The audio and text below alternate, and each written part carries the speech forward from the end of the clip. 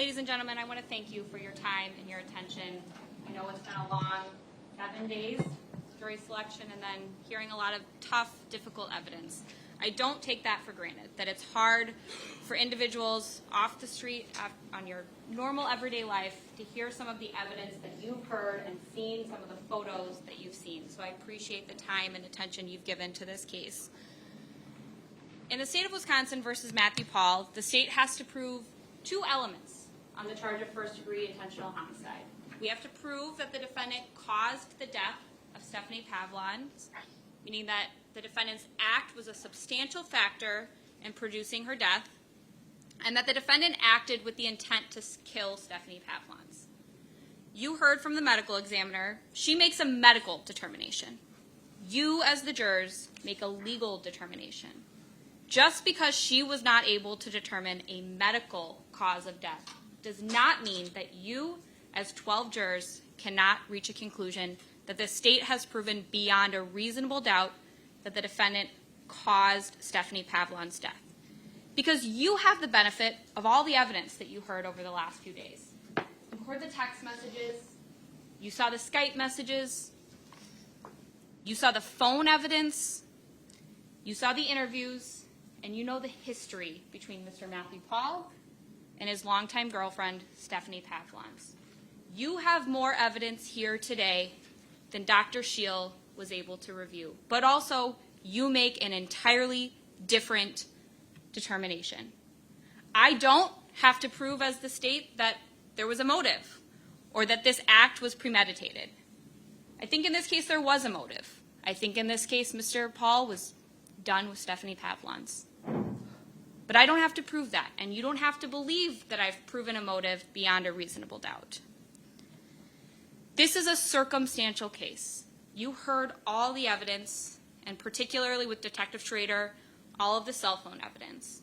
That is circumstantial evidence, but that is just as good as direct evidence. For count 2, I have to prove that the defendant hid a corpse, and to hide means to put or keep out of sight, and that the defendant hid a corpse with the intent to conceal a crime. The body must be concealed. It doesn't have to be buried. It doesn't have to be covered up. It just has to be concealed, out of sight. Ms. Pavlons' body was clearly concealed, clearly out of sight, because for 17 days, golfers at the Western Lakes Golf Club did not see her body. For 17 days, employees at OAW came and left every day. Some even ate their lunch on a picnic table looking out towards those woods, and they did not see her body. For 17 days, patients came and went from OAW and did not see her body. And you heard Deputy Frischello say, if that construction worker had not pointed the body out to me, I would not have been able to find it. Those construction workers just happened upon the body. They didn't intend to find the body. They didn't know that that's what they were going to find that day. Those poor construction workers were just trying to do their job, put in some no trespassing signs. But what they came upon was a nightmare. Ms. Pavlons' body was also not visible to the drivers on I-94 or to the drivers on Gulf Road. You had the opportunity to go out there and see the scene yourself. So use your common sense and judgment. That body was concealed. That body was hidden. And the defendant intended for her body to be concealed. He didn't want anyone to find her. He didn't want anyone to know what had happened. Sure, he didn't dig a grave and put her in a grave, but he didn't have to, because in 17 days, her body was so decomposed that Dr. Scheel couldn't determine a cause of death, that the insect activity and the state of decomposition was so great that he left us with very little evidence at the scene. Ladies and gentlemen, the defense asked a lot of questions about Ms. Pavlons' mental health history, her suicide attempts. But ladies and gentlemen, let's be clear. This was not a suicide. This is Stephanie Pavlons on August 18th, her conversations with Mr. Zakos. Want to get together? You could come out to Delafield. We could get some dinner. Look at that picture of her. She looks happy. She looks upbeat. So how do we know this wasn't a suicide? She's making plans for her life. She's making plans with Mr. Zackos, or at least trying to. She's telling her doctor that she wants to work on some problems that she might have with her memory. She wants to do some testing. She's concerned about her health.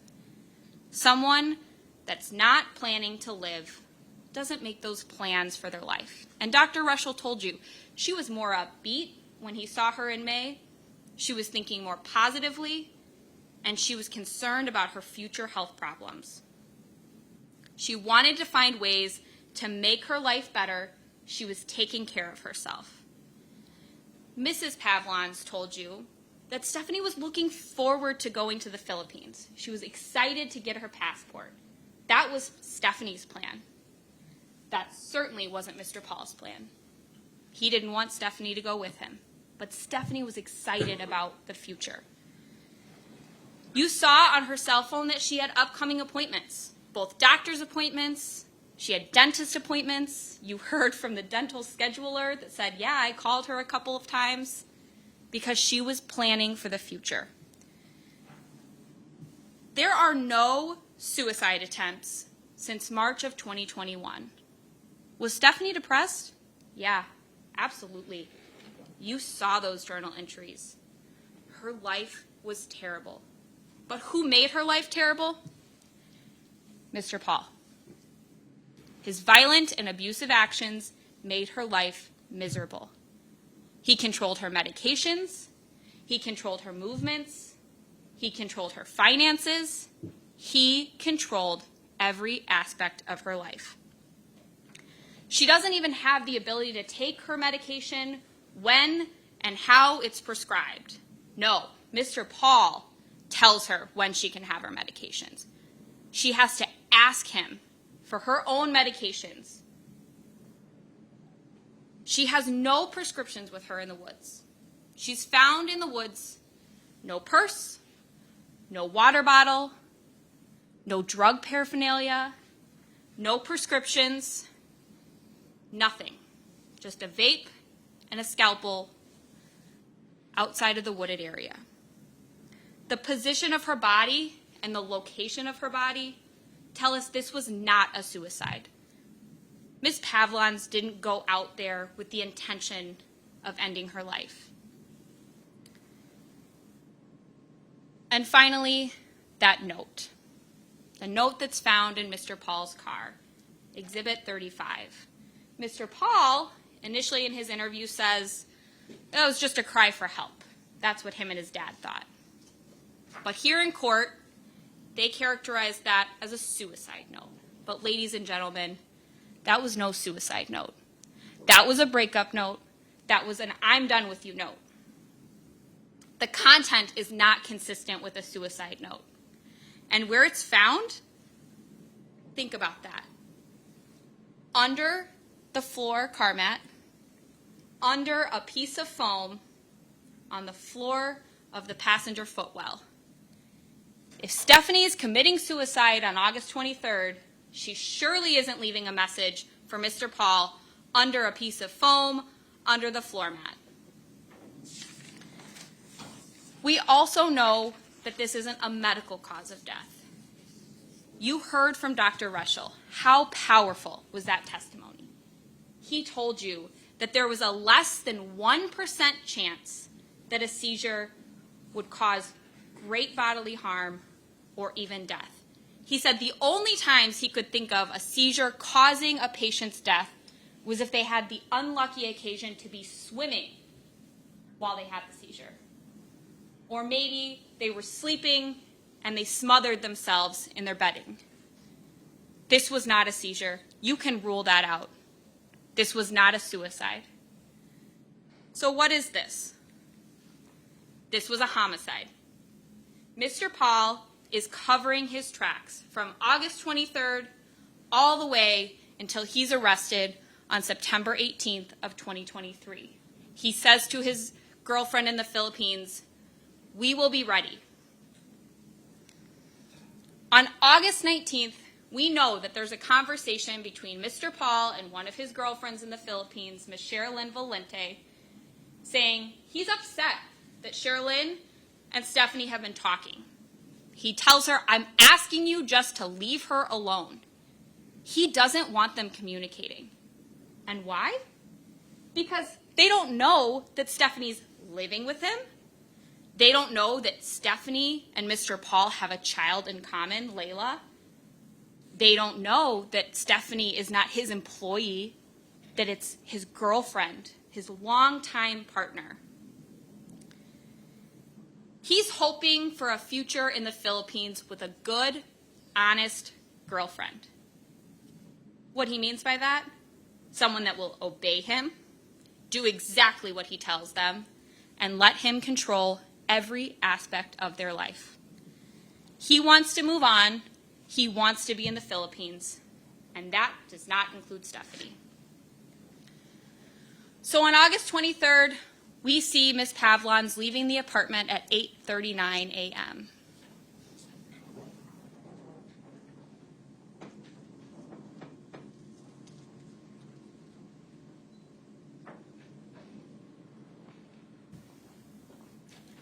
Ladies and gentlemen, that is the last time Ms. Pavlons is ever seen entering, exiting that apartment.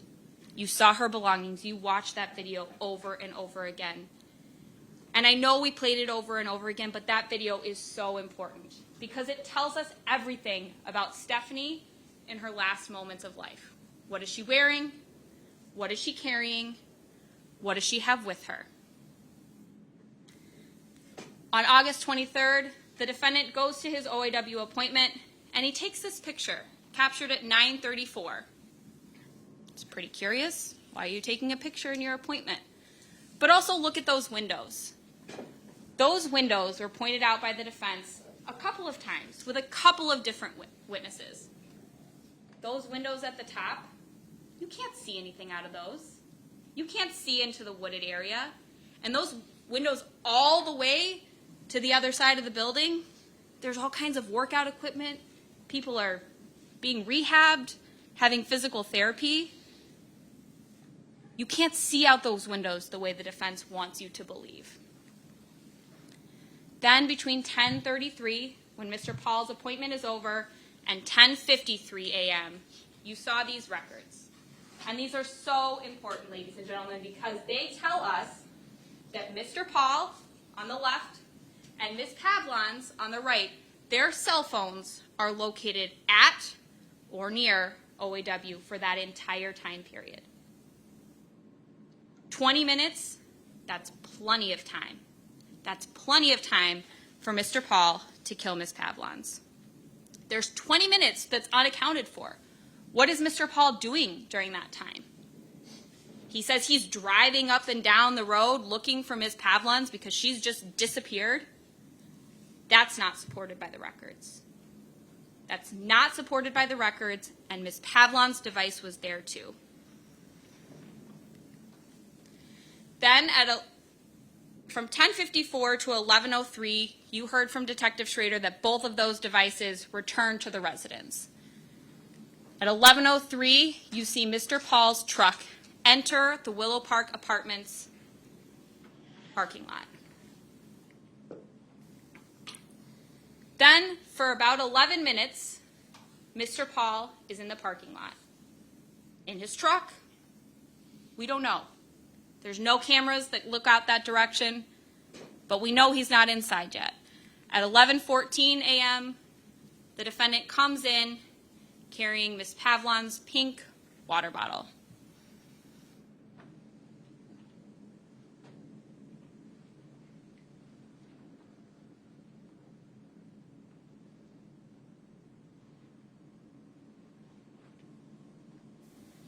Between 11:14 and 12:19, just over an hour, the defendant is inside of his apartment.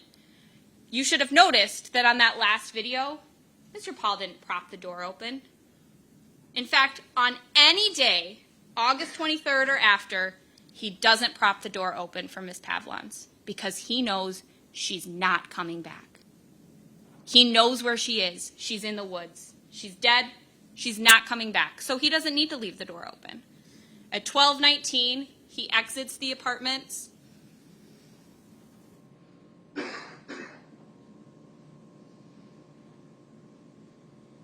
He walks outside towards the parking lot. And from 12:19 to 12:29, he's again outside in that parking lot. We don't know what he's doing. But at 12:29, he comes in. And what is Mr. Pahl carrying? Mr. Pahl is carrying this purse, concealed in a bag. Concealed in a bag so that no one sees him coming in with this distinctive looking purse. Because Ms. Pavlons was last seen walking out. And he's not stupid. He knows there's cameras. You saw him in some of those videos that Attorney Galvez showed you. He's kind of ducking his head, trying to stay out of the camera view when he's letting Stephanie in. He knows he's on camera. He has to conceal that. That is a vital piece of evidence. Ladies and gentlemen, you can see from this, that is absolutely Ms. Pavlons' purse that Mr. Pahl carries in that day. And he even tells law enforcement that he brought the purse back. He just lies about how that happened. Then on August 23rd, that afternoon, he makes 2 calls from Stephanie's phone. 2 calls to her food share card, checking her account. Why make those calls from her phone? According to him and what he tells law enforcement, he hasn't even found the phone yet. But we know that that's him using the phone. Mr. Pahl doesn't have visitors. Mr. Pahl and Ms. Pavlons don't have friends. It's just the 2 of them. And if Ms. Pavlons isn't there to make those calls, it's Mr. Pahl. On August 24th, he then makes a call to Pick and Save Pharmacy because he's going to pick up her prescription for alprazolam. He's also prescribed alprazolam, but he wants her alprazolam. Then on August 25th, he says, I'm really worried about somebody in my circle. 2 days have gone by. You saw no evidence that he called 911, said, oh my gosh, my girlfriend's missing. This is concerning. He doesn't call family members. No, he calls the pharmacy and he calls her food share. What is he really worried about? He's really worried that he's going to get caught because he killed Stephanie. He calls the Pick and Save Pharmacy again on the 25th, and then he deletes that call. You should be asking yourselves, if he wasn't doing anything wrong, if Mr. Pahl had nothing to hide, why does he delete the call to Pick and Save Pharmacy? If he was really just picking up her prescription because he was just being a good guy, then why delete the call?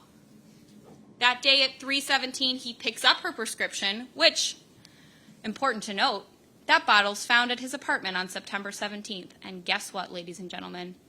It's empty. Stephanie Pavlons has not once been at that apartment to use her prescription. And yet, the prescription bottle is empty. He says that night to his friends in the Philippines, hoping something bad didn't happen, I'm getting even more worried. Yeah, I bet he's worried. It's been 2 days since Stephanie was last seen alive on camera. He knows she's dead. He knows that he could be in trouble. He even gets Stephanie gets a missed call from her daughter Layla on the 25th. He doesn't answer that Facebook call. He doesn't call Layla back. And again, he doesn't do anything.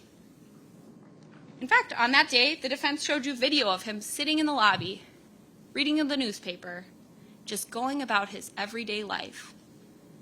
Not the kind of guy that looks really worried about someone in his circle. He's really worried about himself. On August 26th, there's an email with Sherlyn Valente. He says, I think something bad happened here. don't ask me through text. Over and over he says, don't ask me through text. Something bad happened here. Like you murdered your girlfriend? That would be something bad. He says he woke up with a bad feeling. Yeah, a bad feeling that what he's doing is going to get him caught. His web history, he's searching for obituaries, searching Stephanie's name. Not a single soul in the world, except for Mr. Pahl, knows that Stephanie Pavlons is dead on August 26th. Not law enforcement, not Mr. and Mrs. Pavlons, not Layla Pavlons, Mr. Pahl. This is now 3 days after Stephanie is killed, and these messages about being worried, they just keep coming. Then on August 26th, Stephanie has 3 missed calls from Layla on Facebook. Then Layla calls her phone. She's so worried about her mom. Why aren't you answering the phone? She calls and calls and calls. And we know that 17 minutes later, Mr. Pahl listens to that voicemail. We know that. You can see from this evidence. Is this circumstantial? Absolutely. But it shows that it is Mr. Pahl that listens to that voicemail. Because what happens next? He says, my niece called, left message. She's in hospital and broke her leg. My God, what next? See, he didn't tell his girlfriends in the Philippines that he had a daughter with Stephanie, because maybe they wouldn't want to be with him. He's creating this fantasy life in the Philippines to escape his real life, his daughter, his longtime girlfriend, and he says Layla is his niece. But then there's all those bring to focus of the police scanner app. See, Mr. Pahl knows that Stephanie's isolated. He knows that she doesn't have any friends. He knows that she doesn't have anyone in her life that's going to be looking for her. Except for maybe Layla, except for maybe Mrs. Pavlons. And Mrs. Pavlons told you they'd go weeks without hearing from her. She's an adult. She's living with her boyfriend. It's not that uncommon. But she eventually comes back. She eventually comes and stays at their house. Mr. Pahl had a choice on August 25th and August 26th. If he was really worried about Stephanie, if she really just walked off the way he said she did, he could have picked up the phone and talked to Layla. He could have said, hey, I have Mom's phone here. I'm really worried. But that's not what he did. That's not what he did because he killed Stephanie. We also know that on August 26th, for the first time in over 2 months, Mr. Matthew Pahl calls his dad Marvin Pahl. This is very suspicious. They haven't talked in a long time. They don't talk regularly, clearly. And then on August 27th, August 28th, they talk. 9/8, 9/9, 9/10, 9/11, 9/12, 9/13, 9/14, 9/15, and 9/17. He's calling his dad almost every day, repeatedly. And he's talking about his conversations with his girlfriends. So on August 27th, he calls his dad. And while he's on the phone with his dad, we know his dad is searching Stephanie Pavlons. Why is Marvin searching for Stephanie Pavlons? That's mighty suspicious. On August 28th, he says, I can't explain in text. See, if Stephanie's missing, or she killed herself, why can't he explain that in text?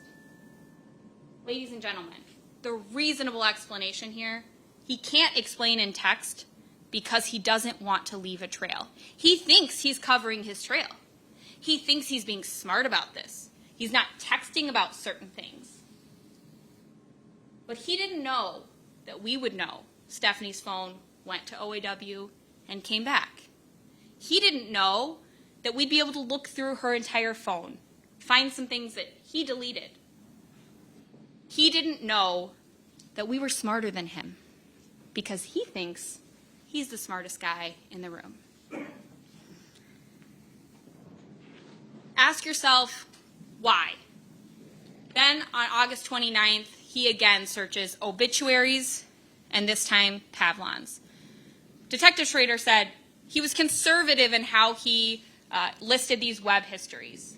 That each time he listed a web history, that was because it was a new and unique search, telling you that Mr. Pahl was making a new search for Miss Pavlons on August 29th. Again, no one in the world on August 29th, except for Mr. Pahl, knows that Stephanie Pavlons is deceased. Then this really weird exchange happens on September 4th. He poses as Stephanie. Mr. Pahl uses Stephanie's account to reach out to his girlfriend in the Philippines because they haven't been talking because he's been mad at her. He wants her back, but he's not going to be the one to reach out. So he reaches out through Stephanie's account. He sends her these messages, hey, what's happened with you and Matt? And then suddenly, Matt and Sherlyn start to talk again.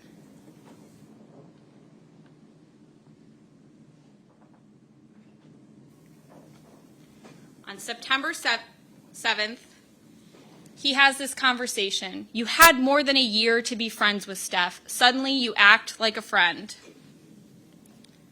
She says, I'm sorry about Steph. She wasn't being a good friend, and to just leave it alone. He's mad. He's pretending to be mad because he doesn't want them to talk. But he knows, Mr. Pahl knows, Sherlyn wasn't talking to Stephanie. She was talking to Matt. And the day before, on September 6th, we know that he drives around the backside of OAW. You saw those really slowed dash cams as he comes around the back, just looking at that little wooded area where he left Miss Pavlon's body. He's looking to see if anyone found her, and on that day he goes to the car wash. He says that's the day he found the note. That's the day he found the purse. But the evidence suggests otherwise.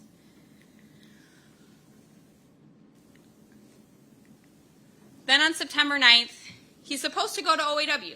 He has another appointment, but when he gets there, he is not expecting to see the law enforcement presence that is there. He is so caught off guard. He is so surprised. You saw him on that dash cam. He's in the right lane of travel, and he's like, whoop, nope, not going in there. Definitely not going in there right now. Got to figure this out. Ooh, what should I do? Yeah, I should probably drive all the way down into a subdivision, turn around, get my wits about me. He's probably thinking, if I don't go to the appointment, that'll look really suspicious. I'll go there. I'll try and find out what they're doing. I'll try and get an eye on what's going on. He doesn't just make a quick U-turn either. He drives all the way down into that subdivision, all the way to the end, and then turns around. He's panicked. He knows why they're there. He's the only person in the world that knows whose body is laying in those woods. He knows why they're there, he knows what they're doing, and he knows the jig is up. If he's not careful, if he doesn't cover his tracks, if he doesn't act carefully over the next few days, he's going to be in big trouble. So while he's at his appointment, he checks the police scanner. He calls his dad. And when he drives into OAW on September 9th, these are zoomed in stills of that dash camera. Look back into the woods, ladies and gentlemen. You can't see any of those detectives that are working in the area where the body was found. You can't see anything. That body was concealed. Mr. Pahl, on September 9th, when he drives in, he can't see what they're doing back there, but he knows. This just proves how concealed that area is. It's concealed in plain sight. It's concealed in a busy area, but everybody's busy. Everybody's focusing on their own day, their appointment, their job, their drive, how many times have you thought, man, I just got to work and I don't remember getting here? Because you're focused on your own day. The people at OAW couldn't see what Matt hid. After his appointment, you heard him on the scanner as he walks out. He's outside of OAW for a little bit before he gets in his car, and then he goes right to his dad's house, where he and his dad talk things over. He doesn't approach the cops. He doesn't say, oh my gosh, I'm so glad you guys are here. I've been so worried about my girlfriend. She walked away from my car here 17 days ago. I had no idea. I have no idea where she is. No. He drove away. He didn't talk to police. He talked to his dad. While he's at his dad's house, look at these web searches. Stephanie Pavlons, missing woman found dead. Does anyone know that Stephanie Pavlons has been found dead on September 9th? Well, Mr. Pahl knows. Maybe Marvin, based on these searches. The police definitely don't know that day. Waukesha police scanner, news happening today in Waukesha. Again, missing woman found dead. Body found by construction worker, dead. These searches, they tell you that Mr. Pahl knew what happened to Stephanie. They tell you that he was the one responsible for what happened to Stephanie. Then on September 9th, you heard testimony that the only other time he used the elevator was when his dad came over to spend the night. They took the elevator up to his apartment on the 3rd floor, and his dad spends the night. Then on September 10th, in the morning, Mr. Pahl reads this article. Dead body found by construction crew in Delafield. And you heard over and over again the testimony that no one knew that this was a woman. On September 10th, we don't even know who the body is. We don't know who the identity of that person is. And then at 8:26 p.m., Mr. Marvin Pahl is searching Stephanie Pavlons. On September 11th, he says he's wondering why all this bad shit now is grieving time. What are you grieving? You're grieving Stephanie because you killed her. Who's dead? No one knows that Stephanie's dead. Nobody but Mr. Pahl. He certainly doesn't seem like he's been grieving. He's been chatting daily with both of his girlfriends in the Philippines. He's going about his life. No huge change in pattern for Mr. Pahl. He's just going about his life, taking walks, taking her phone with him when he goes to appointments, random places out in the city of Waukesha. Who knows why he's doing that? But we know Stephanie Pavlons isn't making that phone move. The only reasonable explanation is that Mr. Pahl was taking the phone. Then Mrs. Pavlons calls Stephanie, her mom. Her mom calls her. And Mr. Pahl, her partner of 20 years, doesn't answer the phone and say, hey, Georgianne, I know things are really strained between us, but I'm worried. I haven't heard from her. I haven't seen her. I don't know what's going on with her. Have you seen her? Have you heard from her? No, he doesn't do that. Defense is going to say, well, he's just a bad boyfriend. He's a really bad boyfriend, and you don't have to like him, but, you know, it is what it is. That doesn't mean he killed her. If he didn't kill her, why doesn't he answer the phone? If he didn't kill her, why does he check the voicemail and then go on with his day? He then calls his dad at 6:36 p.m., and that night he says, I had a long talk with Dad. We will be ready. Ready for what? Ready for the police? Ready for the investigation that's going to follow? Ready for the search warrants that will happen? Ready for what? The family called someone and said nobody has seen her. The family. Mrs. Pavlons, because Mrs. Pavlons called her that day. And Matt knows, Mr. Pahl knows, that the only people in her life that are actually going to raise some alarms or might be concerned about her are her mother and her father and her daughter.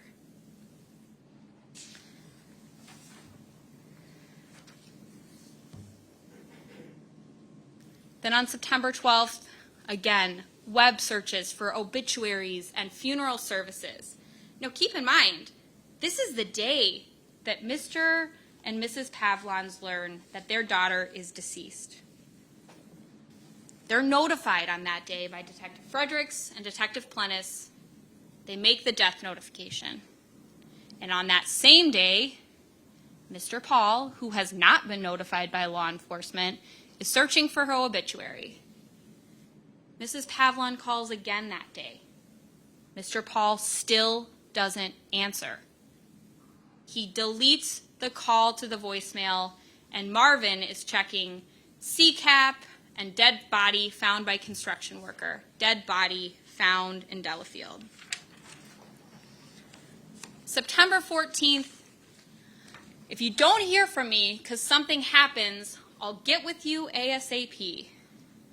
In case something bad happens, he says a lot of chatter about this and that, but nothing concrete, not texting anymore. This is a constant theme. He won't put it in text because he knows if he'd put it in text, I'd be reading it here, right here for you in court. He knows that. He's not that stupid. He knows he has to be careful. He can't text it followed by calls. What are they talking about on the calls? We're never going to know that. Then on September 15th, he says, driving back from Dad's, got my banking business done for overseas traveling. Says to the other girlfriend, Sherlyn, did banking business for overseas travel. Then he sends a message from Stephanie's phone to his phone. And this is the only remaining message between Stephanie and Mr. Pahl on her device. Some YouTube link, some article about ATF. I don't know what the significance of that is, but I do know the fact that that's the only remaining message means that Mr. Pahl had been very busy deleting things. And we know he was very busy deleting things because Detective Schrader explained this to you. 380 messages are deleted between March 17th and June 17th. 442 messages deleted between June 17th and August 15th. And 93 messages deleted between August 15th and September 14th. All kinds of things we know were deleted after September 8th because Detective Schrader testified about that snapshot that came up on her phone, that no one would be able to see, right? That he could look through her phone and find. And it had text messages and calls, all of which are deleted. That snapshot's taken on September 8th. So sometime between September 8th and September 17th, Mr. Pahl was deleting things. I don't know when he deleted all these messages. I don't know if he deleted these messages. But I do know that there are no messages between Stephanie and Mr. Pahl. That's pretty curious, given that they're so close. They spend so much time together. Why are all those messages gone?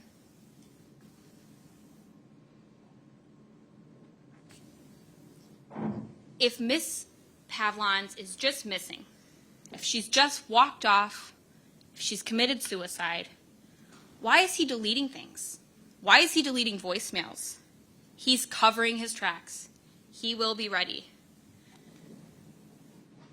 And 66 times he brings to focus the police scanner app on 9/9. Now, ladies and gentlemen, I've talked about all the cell phone evidence now that points to Mr. Pahl being guilty of this, of the state proving beyond a reasonable doubt, circumstantial evidence that Mr. Pahl was the person that caused the death of Stephanie Pavlons. I want to talk to you about that interview. I know that was a lot of days ago, and a lot has happened since then. But let's talk through some of those inconsistencies that he had in his interview. When he's asked about the phone, he gives a few different versions. First, he says, well, I found it when I found the purse, which is on September 6th when he's at the car wash. But then he says, no, she didn't have her phone that day. She left it at the apartment. Because I said, oh, I'll text you when I'm done with my appointment, and she said, oh, I left it at the apartment. See, but he didn't know that we could track her phone. He didn't know when he made that lie to the police that we had tracked her phone to OAW and back. So he got caught in a lie. And what does he do? Oh, well, I thought, maybe her mom picked her up. Well, how could you call her mom? Well, I couldn't call her because, she didn't have her phone because I had her phone. Right. He's trying to cover his tracks. He doesn't know what we know. So during the interview, he's constantly asking law enforcement, well, what do you know? Well, what did you see out there? Well, what was going on in the woods? What were you guys doing yesterday? He's trying to gather information from them so he can weave his story together. And he weaves some truth in with the lies because he thinks that'll make it more believable. When he's asked about the purse, he says, well, I found it at the car wash. Before he knows he's caught in the lie, he says, yeah, it was the black purse. Yeah, that black purse, sure. Yeah, I brought that in. He's asked, well, how did you bring it in? He's like, well, it would look strange if I just, carried it on my shoulder. But he never answers the question directly. And then, when confronted, he says, oh, that's not the purse. That doesn't prove anything. That doesn't prove anything. Well, Mr. Pahl, it proves a lot of things. It proves that you knew Stephanie wasn't coming back. It proves you had the purse on August 23rd. Why did you have her purse on August 23rd? Then he says, oh, no. It was a different purse that I found on September 6th. It was a gray purse. Okay. The damage was already done. We'd already caught him in a lie. When he's asked about the note, he claims to have also found that at the car wash. And at one point he even says, oh, well, if I had found the note and the purse together, then I would have been really worried. I probably would have done something. About that. Well, he didn't. He didn't do anything about that. He didn't find the purse and the note together at the car wash. You saw that video. He wasn't like, oh my God, a note. A note from Stephanie. I didn't know she left this. No. He takes the mats out. He hangs them up, comes back. He doesn't vacuum the car. He doesn't spray down the mats. He just takes them out and puts them back in. See, because here's where Mr. Pahl's deliberate. He knew there was video. He knew we were watching. He's trying to cover his tracks every day. Bit by bit, he's trying to create a narrative. He doesn't say it's a suicide note that day when he's interviewed. He doesn't say, yeah, I thought Stephanie tried to kill herself based on this note. That's not what he says. And he also doesn't tell law enforcement that it's going to be found under a piece of foam under his car mat. That was weird. He cannot remember the last time that he saw Stephanie. It's more than 20 minutes, maybe even more than 40 minutes into the interview before he finally nails down, well, I think we went mattress shopping the day before. Okay, well, what happened the next day? Mr. Pahl? Yeah, I think I went to OAW. Yeah, I think she went with me, but I don't know. Did you stop anywhere? Yeah, I don't know. Oh, yeah, no, actually, when I came out of my appointment, she was just gone. Ladies and gentlemen, that makes absolutely no sense. He doesn't have a story that fits the evidence. He tried to cover his tracks. He tried to do things that he thought would be distracting to us, but we found the evidence. The cell phones changed the game. Throughout that interview, he's trying to control the narrative, say that this was suicide, bring up every time they try to ask, well, when was the last time you saw her? Oh, well, she's really suicidal. Yeah, she's a basket case. She's got problems. Let me tell you about all her problems. He doesn't sound like someone that's worried about the well-being of his girlfriend. He doesn't sound like someone that's concerned that she might be deceased, because he knows what happened, and he's trying to spin a web of lies. We know that after this, he travels to the Philippines. He goes to be with his girlfriend in the Philippines, and he comes back. Why did he go to the Philippines? Well, maybe he went there to be with his girlfriends. Maybe he was hoping to move there, get away from this case. He hadn't been charged yet, avoid any charges, which is why that extradition note, that's what we've called it, the note that's found in his apartment saying, extradition yes, extradition no, that's why that's so significant. He's looking for countries where he can't be brought back here to face the justice that Stephanie Pavlons deserves. He's not the smartest criminal. He's not the stupidest criminal. I don't have to prove to you that he's extra smart or that he made dumb decisions. Some of the things that he did don't make sense. You might be thinking, well, if he did this, why wouldn't he just dump his phone in the river? Well, I don't know. But he did it. And we have that evidence. And the phone evidence is powerful. The phone evidence is circumstantial, but bit by bit, as Detective Schrader went through that timeline, the state built its case. And Ms. Opper in her opening asked you to be patient. And I know you all were patient with the state as we built our case. Because this isn't a case where we had an eyewitness. This isn't a case where we had the homicide on video. We had to do hard work to prove this case. Each piece of evidence builds on one another. No single piece of evidence is determinative in this case. But each piece shows you the kind of person that Mr. Matthew Pahl was, shows you the relationship that Stephanie Pavlons had with Mr. Pahl, and ultimately that Stephanie Pavlons met her demise on August 23rd because of the actions of the defendant. This is a circumstantial case, ladies and gentlemen. I ask that you carefully consider each of the pieces of evidence that were presented to you, that you look at all of the evidence in a whole, not close up, one by one, because it's each piece put together that shows beyond a reasonable doubt that Mr. Pahl is not only guilty of first-degree intentional homicide, but that he also intentionally concealed Stephanie's body. And because he did that, because she was concealed, she was eaten by insects, her body decomposed so greatly to the point that there was no DNA evidence, there's no cause of death, but that doesn't change the other evidence we have. So ladies and gentlemen, I'm asking that you find the defendant guilty of both counts 1 and 2. Thank you. Thank you, Ms. Gordon. Mr. Wolf.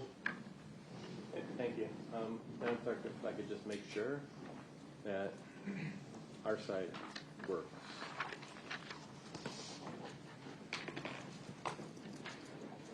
Thank you, Your Honor.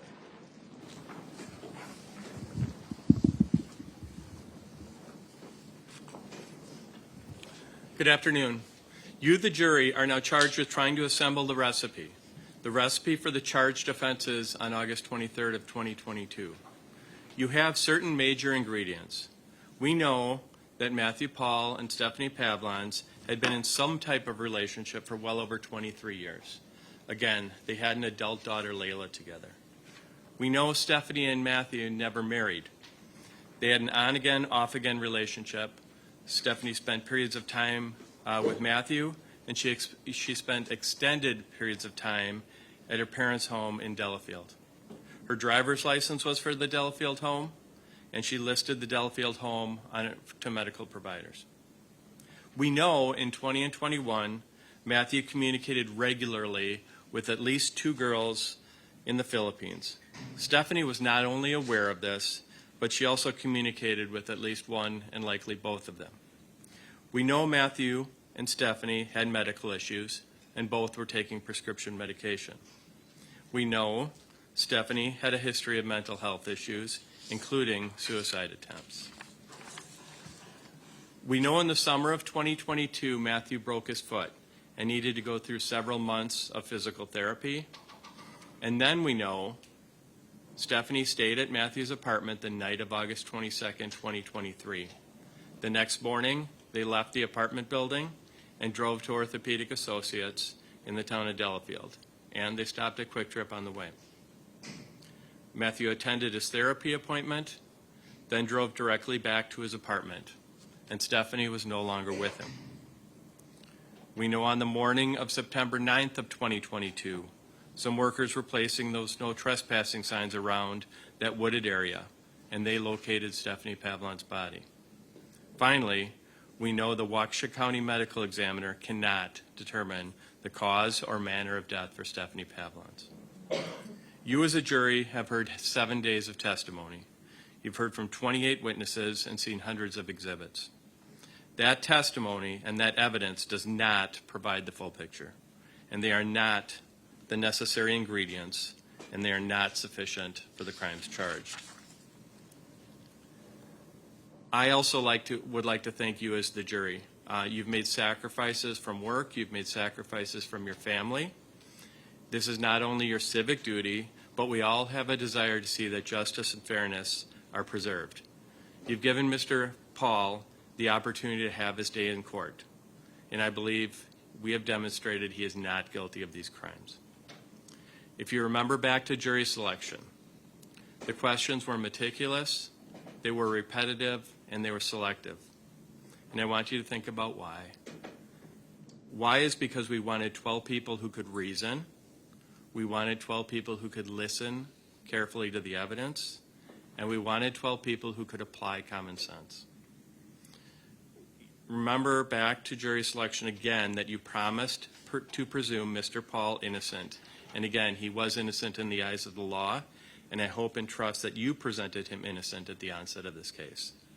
Finally, you promised to hold the government to the burden of proving Mr. Pahl guilty of these crimes beyond a reasonable doubt and to a moral certainty. And I call upon you to abide by that promise. You've all heard the phrase reasonable doubt. It's been mentioned in this and other trials. The judge will provide you a definition of it, and the state has the burden of proving each and every element beyond a reasonable doubt.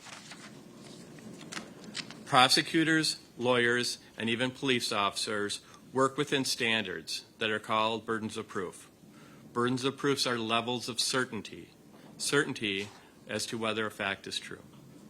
Perhaps the lowest burden is a mere hunch or a suspicion. The next level would be reasonable suspicion. And reasonable suspicion is defined as having specific facts that a specific individual did something wrong. Reasonable suspicion is needed for a police officer to make an involuntary contact, like a traffic stop. Next would be probable cause. Probable cause is a reasonable amount of suspicion, supported by circumstances sufficiently strong to justify a person's belief that certain facts are probably true. Probable cause is needed to arrest an individual for a criminal act. Then there's preponderance of evidence, which would be the next burden, and this is a balance of probabilities. And it is met if there is more than a 50% chance a fact is true. This is a general standard in civil cases. The next burden is clear and convincing evidence, and this means that a fact is highly and substantially more probable to be true. Finally, we have your burden of proof. Proof that something is true beyond a reasonable doubt.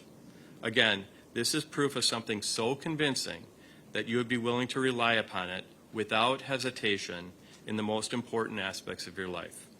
This is something you have been told, and there is no plausible reason to believe otherwise. A criminal conviction is something so important that our legal system requires the government to prove someone committed each and every element of each charged offense beyond a reasonable doubt. Again, Mr. Pahl is charged with 2 offenses. The judge read the jury instructions, which give you the specific elements. I ask you to please review those elements very carefully. Reasonable doubt does not require you have the exact measurements of every required ingredient. However, it does require at the end you have a proper cake. I'm comfortable that the government has not met its burden. You need to sort through all the items in your pantry. See what is needed for the recipe. You need to focus on what relates to those events of August 23rd and how or if those ingredients even contribute to the proper recipe. Tragically, Miss Pavlons' body was found in the woods on September 9th. Mr. Pahl was the last person seen with her. The police interviewed Georgianne Pavlons, and they reviewed some surveillance video. They arrest Mr. Pahl. They search his apartment, his car. A week later, they interview Matthew and his family. They hold Matthew for 3.5 hours, then interview him for 2. But they have to release him. A year later, after spending hundreds, if not thousands of hours focusing on Matthew Pahl's movements and his electronic communications, they arrest him. They conduct yet another search of his apartment, and they charge Matthew Pahl with first-degree intentional homicide. But there is reasonable doubt. The state has pointed out that Matthew must be guilty because he appeared to know something between August 23rd and September 17th. Stephanie drove with him to that scheduled appointment at Orthopedic Associates on August 23rd. Stephanie spent much of her time otherwise at the family home in Delafield, so she had a safe place to stay. Stephanie received SSDI for income. She had support from her parents. They drove her, and she had electronics at the house. Though she left her phone in the truck, she could text, Skype, and email on iPads.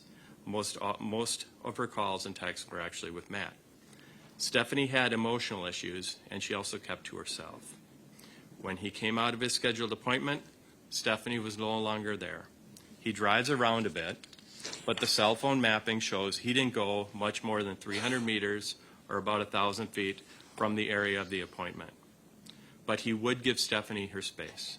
He went home, he brought her stuff up to the apartment, so it was there when she returned. Matthew goes about his life. He checks the mail, he reads the paper, he goes for a bike ride, and he follows his routine. A few days go by, and he starts to express concern. You saw that in his communications. As you heard, Matthew is private, and he is paranoid of the government.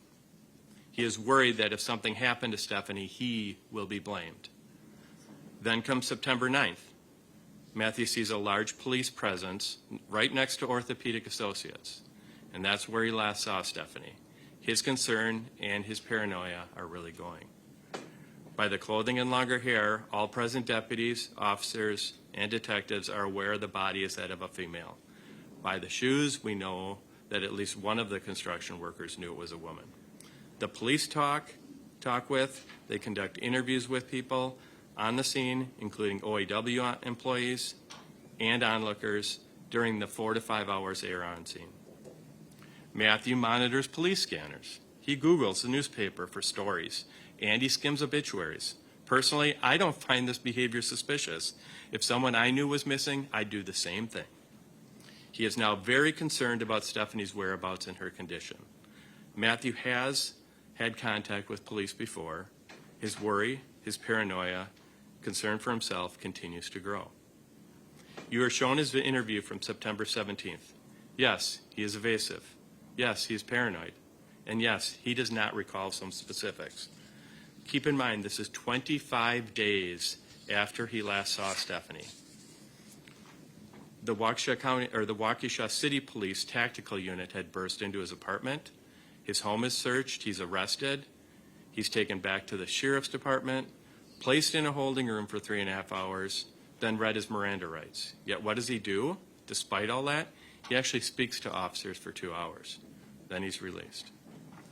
Despite his paranoia, the government has taken issue that Matthew didn't report her missing. We know Stephanie and Matthew had this on-again, off-again relationship, and Stephanie spent the time at her family home in Delafield. She received her mail at the Delafield house, and again, she used that address for medical records. We know Stephanie had a spare phone, an older phone at the house. She had other electronics still at her parents' home. Georgianne Pavlons also said that after the move from West Avenue to Delafield Street, Stephanie kept most of her stuff at that house. Finally, we were told Stephanie was very private. It was not unusual for Stephanie to have periods of no contact. No one, no friends, not Layla, not Georgianne Pavlons, despite an unanswered text August 25th, and not Richard Pavlons. No one reported her missing. The government made issue of the fact that Matthew accessed and occasionally used some electronics and even social media for Stephanie. Matthew and Stephanie spent time together. They worked together. Matthew recently bought one of Stephanie's cell phones for her, and he paid the phone costs and the data costs for both of them. The state even showed us a Skype exchange between one of the girls from the Philippines and Stephanie's account shortly after August 23rd. Ms. DeCierto sent 20-plus messages to Stephanie's account. Matthew responded once, maybe twice, pretending to be Stephanie. He was fishing, trying to see what Ms. DeCierto thought of Matthew.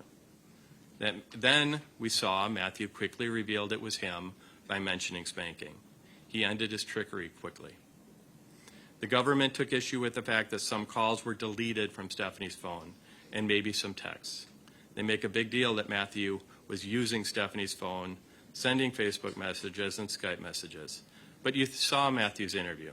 He didn't tell the police, hey, her phone's been used. She's sending messages. She must be alive and well. There was no trickery like that. I honestly don't know why he did what he did, but it certainly doesn't prove that Matthew killed Stephanie Pavlons. What about the alprazolam prescription that Matthew picked up for Stephanie on August 25th? We know that particular bottle was found empty 3 weeks later. It was mentioned by the state on September 17th. We also know that at that time, both Matthew and Stephanie were prescribed that medication. We know Matthew monitored Stephanie's prescriptions. We heard testimony that medication was often carried in their pockets. We know police thoroughly checked Matthew's apartment and his truck. We never heard if any alprazolam in the prescription bottle or otherwise was found anywhere else during those searches. Then there's the black purse. Again, Stephanie and Matthew were frequently in and out of the building, up and down the stairs, carrying shopping bags, water bottles, and stuff to and from the truck. At some point, Matthew brought the purse back into the apartment and placed it with Stephanie's other tan bag in the bedroom closet for her when she returned. Like the pill bottle, Stephanie's phone, like her iPad, like her pink water bottle, he didn't throw the purse in the garbage, he didn't hide it, he didn't destroy it.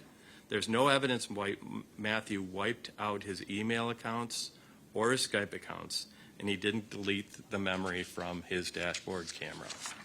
Again, it does not appear Matthew threw anything out despite his interactions with the police.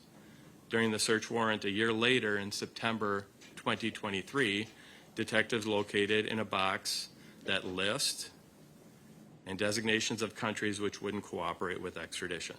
But we have no idea when or why that list was made. It clearly was no secret that Matthew Pahl communicated very regularly with those two women in the Philippines, Ms. Valente and Ms. DeCierto. We learned Stephanie communicated with both of them. Both Stephanie and Matthew were making plans to travel to the Philippines. Given the regular and open communication, this does not appear to have anything directly to do with the end of Stephanie's life. 7 months after he had been arrested, then released, we learned Matthew planned a trip to the Philippines in March of 2023. Despite his DNA being taken right before he left, thus knowing he was still a person of interest, Matthew Pahl returned to Waukesha as scheduled in June of 2023. The state has replied on the testimony of Deputy Willis of the Racine County Sheriff's Department. Deputy Willis is a handler for Raven, and they had gone through cadaver search training. We heard a lot about Deputy Willis and Raven's training. Most of the training involved actual human remains. Deputy Willis testified the NNDDA is voluntary. It's a voluntary membership, and he pays an annual fee. No specific education is required, and he's not even required to take training notes. He is tested or certified once a year or so, and was tested and certified by Ms. Corcoran, who is his regular trainer. Furthermore, we learned that Raven's, most of Raven's real life, that most real-life actual searches involve searches for entire human cadavers, and in one case, a tooth. If an area law enforcement agent needed a dog to search an area to see if there were human remains, I would be the first to tell them to call Deputy Willis and Raven. However, there's a very big difference between operational efficiency and forensic reliability for a criminal trial. We heard from several lab technicians and other experts. We heard about the importance of blind testing, even double-blind testing. From certain experts, we heard words like statistical confirmation and certainty. We also heard in one certification test for the NNDDA that Deputy Willis and Raven had an 80% for proficiency. And that was a test that included human remains. And that was acceptable for his certification under the NNDDA policies. Again, I'm not saying Raven isn't a valuable tool, but detection by Raven does not come close to the reliability and validity required under most all forensic standards. Let's talk about the search that occurred and the circumstances under which that search occurred on September 19th, 2022. We heard from Detective LaFleur. She was working in the ID Bureau and took initial custody of Mr. Pahl's Tacoma pickup truck. She directed the truck be placed in the pole barn for 2 days prior, and that was on September 17th. She said the pole barn or garage was pretty full. Though she was in charge of the inventory for that pole barn, she could not say where or what specific vehicles were in the garage on the date of the search. She was aware that there were at least 2 vehicles that were involved in fatal accidents. We learned there were many more, and she appeared to be unaware of those. We learned about the position of Mr. Pahl's truck during the search. It was parked alone at one end of the garage. Moreover, it was immediately at the starting point and thus the end point of the search. We also learned from Deputy Willis that human cadaver odor can transfer to containers and other items, even if they do not come in contact. So Mr. Pahl's truck spends 2 days in that pole barn, in the vicinity of numerous vehicles that had substantial, confirmed, dead human cadaver contact. At Deputy Willis's direction, Detective LaFleur even burped each door of Mr. Pahl's pickup truck, moving the air from within, but also around the pickup truck.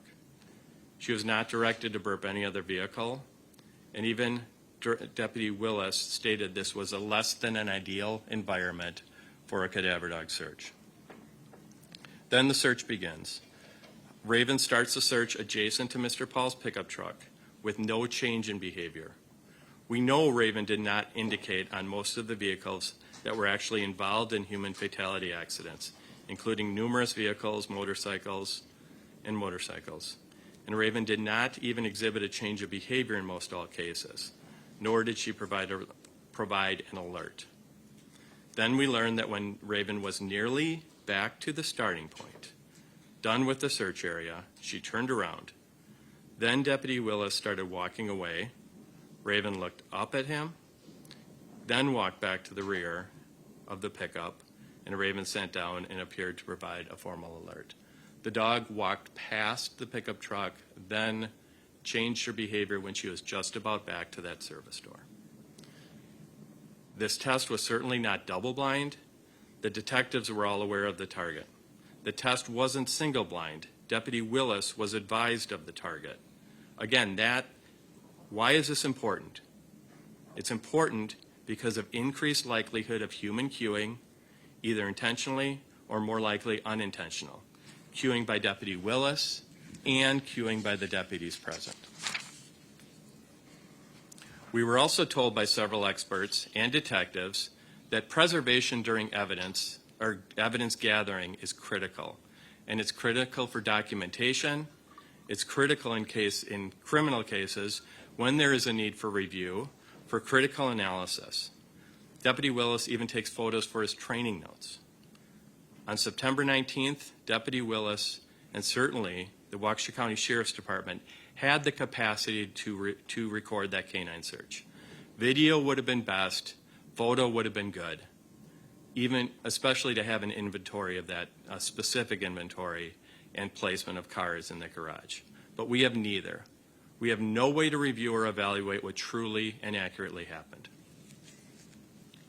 Finally, we learn that the Waukesha County Sheriff's Department, or detectives, brought in the forensic experts from the Wisconsin State Crime Lab to process the truck.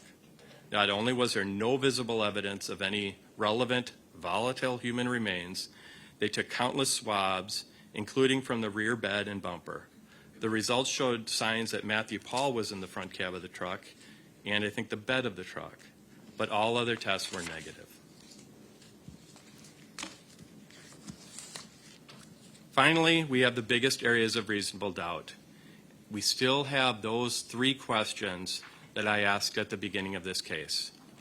Question 1, how did Stephanie get from the cab of Matt's truck several hundred feet in broad daylight to the small wooded area where she was found?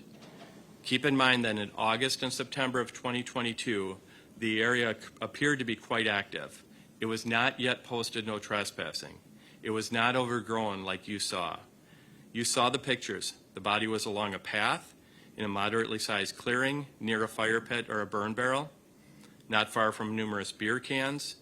Even after workers posted those no trespassing signs, at least one person walked that trail through the woods. We saw that on the trail cam picture. Keep in mind, the area is bounded by a heavily traveled frontage road and interstate, a very busy health center, a golf course, and homes. Question 2, if Matt carried Stephanie into that wooded area, when would he have done that? Keep in mind, Matt was still dealing with his broken foot. Keep in mind the distance from that parking lot to the woods, the traffic, the sight lines along the east side of Orthopedic Associates. Keep in mind that the government has hundreds of hours of camera footage and cell phone mapping, cameras that capture every single time Matthew leaves or enters that apartment building.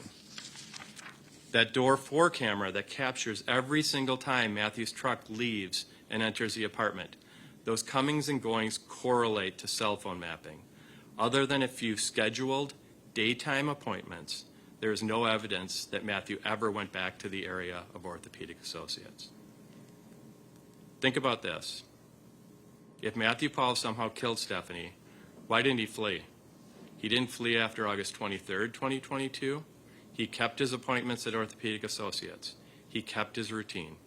He didn't flee after being arrested September 17th of 2022. He also could have stayed in the Philippines, but he returned as scheduled to Waukesha in June of 2023. Finally, we have question 3, and that is, what proof does the government have that Stephanie was actually killed by another person?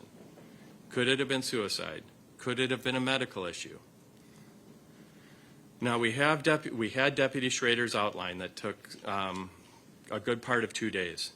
After scouring days, perhaps weeks, of surveillance footage, thousands of emails, hundreds of Skype messages, and other cell phone data, he provided his PowerPoint presentation.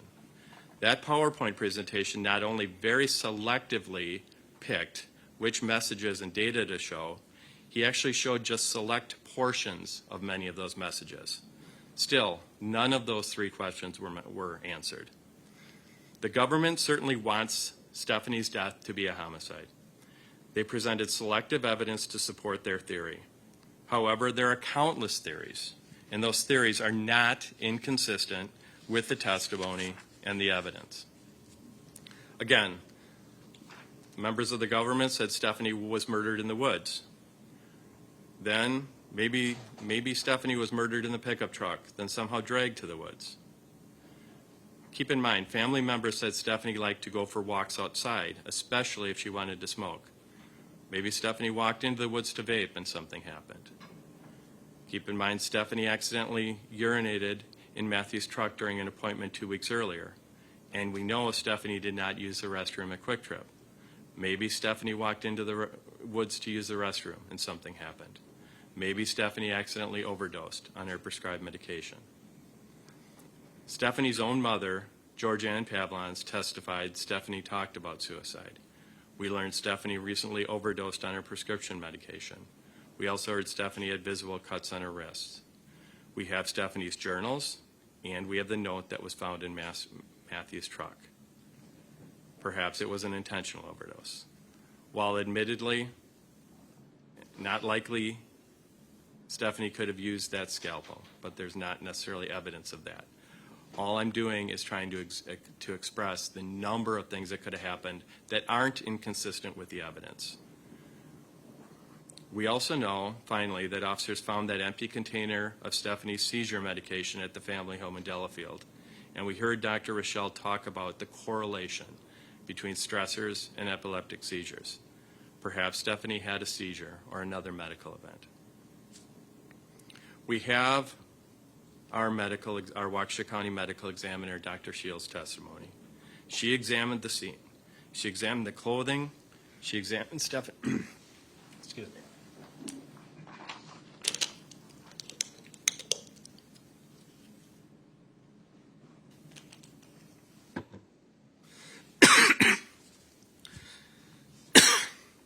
She examined the scene, she examined the clothing, she examined the body. After a year of investigating and testing, she provided her report. Though her initial impression was that Stephanie's life ended in those woods, she could not be certain where she died. She could not rule out strangulation or suffocation, though the hyoid bone was intact. She could not rule out stabbing or other sharp object injuries. She even said there were two small, or we even heard testimony that there were two small spots on Stephanie's shirt which tested positive for human blood. But there was not evidence of substantial blood loss or marks on the clothing, the skin, or the bones. She could not rule out an overdose or a medical death. She could not even rule out a car accident, though that's doubtful. Dr. Shields determined cause of death and manner of death was undetermined. This was affirmed by Dr. Truesdale, the state's death investigator, and this was affirmed by Dr. Hale. Again, there were thousands of emails and Skype messages, and the government picked some messages from 2021 and a few in early 2022 that demonstrate Matthew was unkind and at times downright mean towards Stephanie. This was especially true when he was discussing the misuse of her prescription medication. We also saw a few selections from Stephanie's journal, which were over a year prior to August of 2022. Matthew Pahl was private. Matthew Pahl was clearly paranoid. Matthew was at times less than kind, perhaps much less than kind, with women, in particular Stephanie Pavlons. But being a bad boyfriend does not make him a murderer.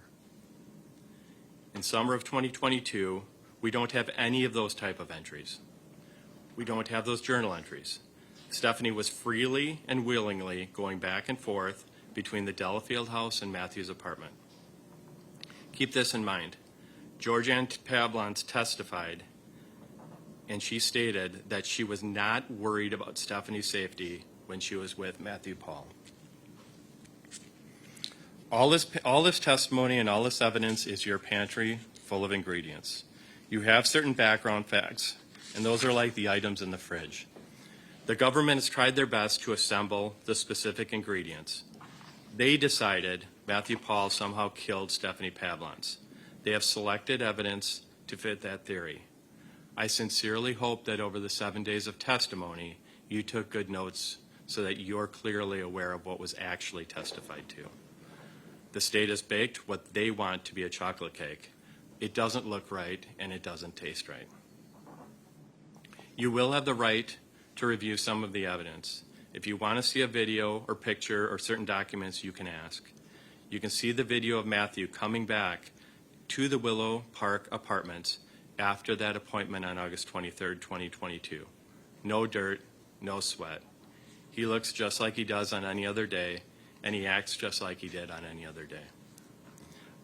I do have a final note before I finish up. I assume at times during the trial and presentation of evidence, you observe Matthew Pahl talking to either Attorney Galaviz or I.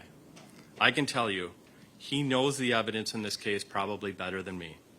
I did not always like when he interrupted me, but he was passionate, and he pointed out when evidence was inconsistent with the evidence. Think about it.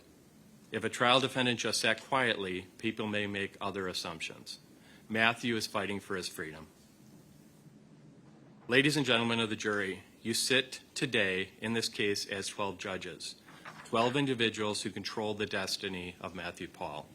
You sit here today as the ultimate law enforcement officers. Please give this case your full attention, deliberation, and analysis. There is not proof beyond a reasonable doubt.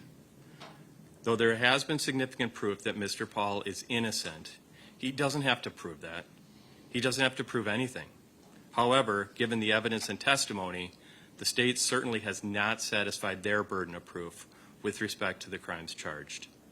I am confident you will render verdicts that will be consistent with good common sense and logic and find Matthew Pahl not guilty. Thank you. Thank you, Mr. Wolf.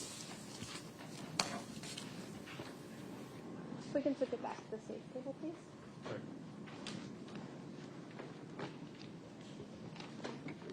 Go ahead, Mayor.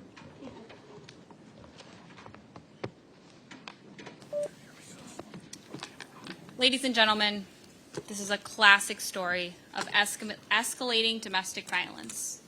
We know that there was a history of domestic violence incidents between Mr. Pahl and Ms. Stephanie Pavlons. And we know that largely from her journals, because Ms. Stephanie Pavlon kept those journals in 2020 and 2021. Unfortunately, we did not find a journal from 2022. So I don't know what was happening in Stephanie's life in 2022, but we do know that on July 6th of 2020, she writes, "I feel trapped." July 9th of 2020, sick of being called every name in the book, no purpose but to be abused, he's Dr. Jekyll and Mr. Hyde.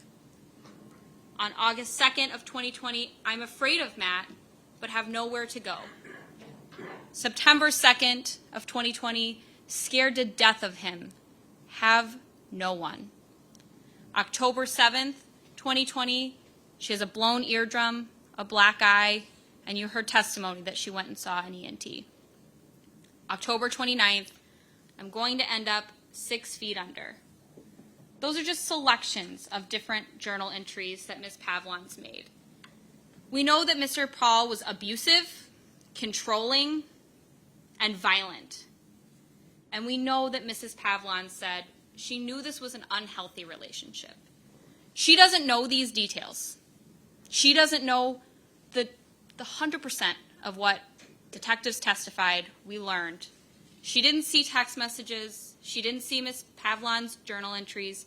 She had no idea the violence was this bad. But as we know in domestic violence cases, domestic violence goes unreported. Victims of domestic violence don't tell their closest friends and family. It's humiliating. It's embarrassing. It's terrifying. The most dangerous time for a victim is when they decide that they're ready to leave. We know that there are significant size differences between Mr. Matthew Pahl and Ms. Stephanie Pavlons. She's tiny, petite, incredibly skinny. Mr. Pahl works out, he exercises regularly, he's healthy and fit and muscular. He's taller than her, he weighs more than her. Stephanie is Mr. Pahl's punching bag. Whenever he has a bad day, he makes sure she's going to have a bad day too. Because he's not going to suffer alone. He wants her to hurt worse than he hurts. She's at a size disadvantage. She's scared to death of him. She can't fight back. He's bigger than her. He's stronger than her. He always gets his way. We don't know what fights are happening closer to August of 2022. There's no text messages between them. Wonder why. Ms. Pavlons doesn't keep a journal. Probably because she's staying with Mr. Pahl. She's with him all the time since she's helping him with his foot injury. The defense made a really big deal about that date of August 8th when Ms. Pavlons came in with her pants wet. So let's talk about that day. We know that his truck returns at 2:34 p.m. Mr. Pahl walks in 4 minutes later at 2:38 p.m. Mr. Pahl exits and leaves the door ajar at 3 p.m. At 3:01 p.m., Ms. Pavlons walks in and her pants are wet. So for 30 minutes, Mr. Pahl had Miss Pavlons sit in the car with her wet pants. He's humiliating her. He's embarrassing her. He's controlling her. Then at 3:27, he has the gall to send her a text message that says, "Your piss stain," along with a picture of the seat. How condescending, how degrading. Her partner of 23 years. So what can make someone lose their bladder? Dr. Hale told you, strangulation, suffocation. Within a matter of seconds, when someone's being strangled, they can lose their bladder. So either that day at OAW, maybe even in the parking lot, they get into an argument. He's really pissed at her. He's upset. He wants to let her have it. He grabs her neck. He strangles her. She's terrified. Terrified. She begins to lose consciousness, and then she loses her bladder. See, strangulation's all about power. It's all about power and control. Mr. Pahl is showing Stephanie that he holds the power. He's in control, not her. She doesn't get to make decisions. He does. He holds her life in his hands. Then, in another act of power and control, he makes her sit in the car. After he's done this to her, after she loses her bladder, he changes his shirt. He takes his time getting back down there to let her in because she's stuck. She can't get into the apartment without him. She knows that. He knows that. He knows that she is at his beck and call. She is completely reliant on Mr. Pahl. Between August 19th and August 23rd, we know that Stephanie and Sherlyn had been communicating. We saw from those messages with Sherlyn that made Mr. Pahl really angry. So angry that he stops communicating with Sherlyn altogether. He stops communicating with her via Skype, says, "I'm not getting into texting battles with you," and he only communicates via email. Again, just a little glimpse of his power and control over the women in his life. He's worried that Stephanie's going to ruin everything for him. Because like I said before, these girls in the Philippines, they don't know his whole life. He's told them selective details. They certainly don't know that he's living with a woman in his apartment. Yeah, Stephanie knows about these women. That's an element of the control. Mr. Pahl is rubbing that in her face. He's allowed to talk to these women. She's not. He's allowed to have girlfriends. She's not allowed to talk to anyone. This becomes a constant source of arguments, in addition to all the other little things that Mr. Pahl makes a big deal about. The other arguments that he starts, maybe about a missing pill or not having Ms. Pavlons do exactly what he wants when he wants. On August 23rd of 2022, Mr. Pahl and Ms. Pavlons leave the apartment. They go to Quick Trip. These arguments continue. It's just constant with Mr. Pahl. He's constantly badgering at her in her ear.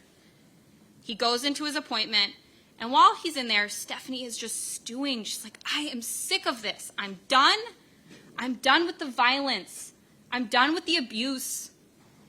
I don't want this anymore. I'm done with the controlling, manipulative behavior." She's ready to make a big change in her life. She's ready. It's not suicide. She's ready to dump the man that has abused her verbally, emotionally, and physically. By the end of that hour appointment, she's made up her mind. She's done. She's walking away. She doesn't want to be with him anymore. So she writes that note that's found in the car. And ladies and gentlemen, this note, this isn't a suicide note. She says, "I hate you. I hate being with you. All you care about is yourself. I'm not allowed to speak my mind around you, drive, spend money, or even feel good. Karma came back to you because your foot injury, not me.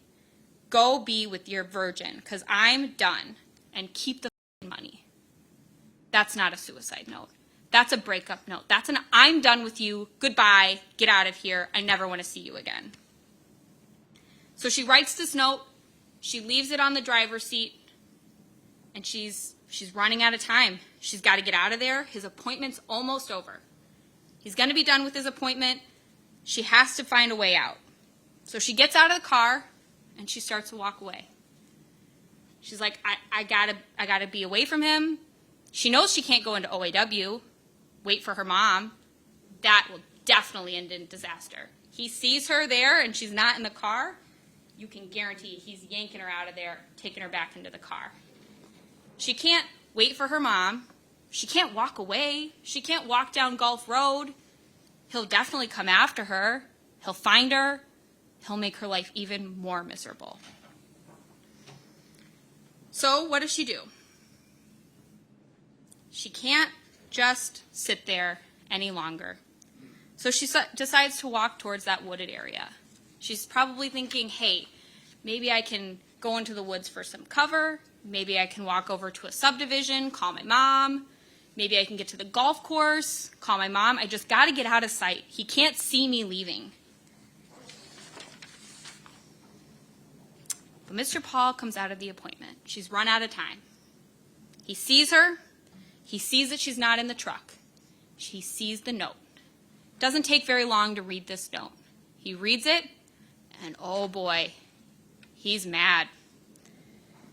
He's furious. He gets in his truck, he drives, and he sees Stephanie. He drives up to that little curve in the driveway. He sees her walking towards that wooded area, and he goes after her. He gets out of the truck. He comes after her. He grabs her by the back of the shirt. That shirt's too big. He's pulling the shirt up at her neck. And there's a struggle just outside the area of the woods. Maybe Miss Pavlons is vaping. During that struggle, she drops her vape. Mr. Pahl continues to grab at her shirt. He's not letting her go. And then what happens? Mr. Pahl grabs her purse. And ladies and gentlemen, this is the murder weapon. He wraps this around her neck. He strangles her for just a minute or two. That's all it takes. She goes unconscious, and she's dead. He uses the strap of her own purse to kill her. See, Mr. Pahl, he couldn't let Miss Pavlons have the control. He couldn't let her walk away. He couldn't let her leave him. He's the man. She does what he wants, not the other way around. He couldn't let her walk away. Only he gets to decide when this relationship is done. And in the ultimate act of control, he takes her life from her. He drags her body just inside the wooded area. The purse strap has caused a ligature mark, a little bit of an abrasion, a scrape to her neck, a laceration. That's consistent with the evidence, that there's some blood on the neck of her shirt, that there's a lot of insect activity at her neck, down to her collarbone, all the way to the top of her head. It's also consistent with the evidence. Look at the way her body is positioned. Look at the way her arm is stuck in her shirt. As he's grabbing her by the shirt, she's struggling. She's trying to get away. Her arms are up by her ears. She's trying to get her arm out of her shirt. She's fighting for her life. And Mr. Pahl takes her life from her. He doesn't know how quickly her body's going to be found. He notices that there's an injury. He panics. He drops the scalpel right outside the woods, right where that struggle started, thinking, oh, maybe I can say this was a suicide. He leaves Stephanie to decompose and be eaten by insects, effectively hiding any evidence that we have, effectively making it very difficult for the medical examiner to provide a cause of death here. His actions and his actions alone are the reason that there's no DNA, no evidence of injury, And that's because of her advanced stage of decomposition. So what does he do next? He grabs the purse, he grabs the water bottle, he goes right to his truck, opens the bed of his truck, puts the purse and the water bottle in the bed of his truck. Drives off, goes home. See, he didn't realize that by just being next to Stephanie at the time that she's deceased, and by using her purse, there could be a little bit of tissue left on the strap of the purse. That tissue decomposes. That tissue causes that odor that Canine Raven is trained to hit on. He returns to the apartment with her phone. He goes inside and he brings his the water bottle in. The purse remains in the vehicle. From 10:33 to 10:53 a.m., that's plenty of time for Mr. Pahl to have killed Stephanie Pavlons. It takes just a minute or two to kill someone by strangulation. Not very long. Not very long at all. It's plenty of time to kill her, and when he gets back to the apartment, he goes about his life as if nothing has ever happened. When he comes inside the first time, he just brings in the water bottle. And he thinks, oh, I don't need to conceal this. I know I've carried this before. But he knows if he carries that purse in, that's going to look suspicious. So an hour and a half later, he comes back down. He brings the purse inside at 12:29. That purse has been inside his car since 10:53. Enough time for that odor of a decomposing human remains to be just at the tailgate, just at the bed of the truck, right where Raven hits. He puts the purse in a Walmart bag to try and conceal the purse, so we can't say that that's what comes into the apartment. But he doesn't do a good enough job, because we catch that. Detective Seitz, right away when he reviews the video, catches that. When he brings the purse in, he cleans it off, he puts it on a shelf, and then has this theory. Oh, I'm just going to say she walked off. I brought it back inside with me. I didn't know if she was going to come back. The evidence suggests otherwise. Over the next days and weeks, he uses Stephanie's phone.